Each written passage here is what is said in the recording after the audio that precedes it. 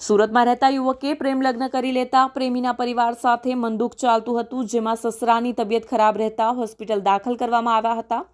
ત્યારે પ્રેમ લગ્ન કરનાર પુત્રી સાથે પરિવારે તમામ મતભેદ ભૂલી જઈ પિતાને જોવા પુત્રીને હોસ્પિટલ બોલાવી હતી।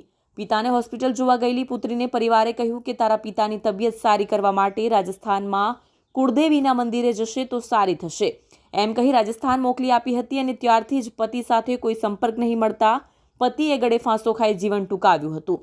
વધુમાં તેમના પરિવારે શું કહ્યું જુઓ। તમારું નામ? મારું નામ તેજલ છે। શું બનાવ બન્યો છે? કેમ આવ્યા છે? એ લવ મેરેજ કરેલા હતા, હવે લગન હવે એમાં હું થયું અમને ખબર નથી, પણ એટલું કીધેલું એના પપ્પા બીમાર હતા, એટેક આવેલો હતો તો હોસ્પિટલ મળવા ગયેલી તો સારી રીતે બધા વાત કરતા હતા કે સંબંધ સારો રહે, બધા સારી રીતે જ વાત કરતા હતા। અહીંયાથી ટિફિન બી લઈને જતા હતા, મારો જ ભાઈ છે। તો એમ કીધું કે એને રાજસ્થાન મોકલો, અમારું કઈ આટલું કુળદેવીનું કરવાનું છે તો એના પપ્પા તો જ હારા થાય, ત્યાં સુધી હારા નહીં થાય।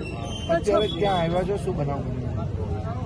અત્યારે અહીંયા કેમ આવ્યા છો? શું અત્યારે અમે છોકરી અહીંયા જોઈએ, છોકરીને અહીંયા લાવતા નથી, છોકરી સાથે વાતચીત અમારી થતી નથી। હવે છોકરી ત્યાં જીવે છે કે મરી ગઈ એને તો એમ કીધું હતું કે મને ટોર્ચર કરતા છે, મારતા છે, મને મારપીટ કરતા છે। ફોન ચાલુ છે પણ ફોન ઉચકતા નથી। એના મામાનો ફોન કાલે ચાલુ હતો પણ આજે બંધ બતાવે, સ્વિચ ઓફ છે। અને મારા ભાઈએ ફાંસી ખાઈ લીધી આના કારણે, એ બધું કઈ ખબર નથી, પોલીસ વાળા બતા નથી અમારે।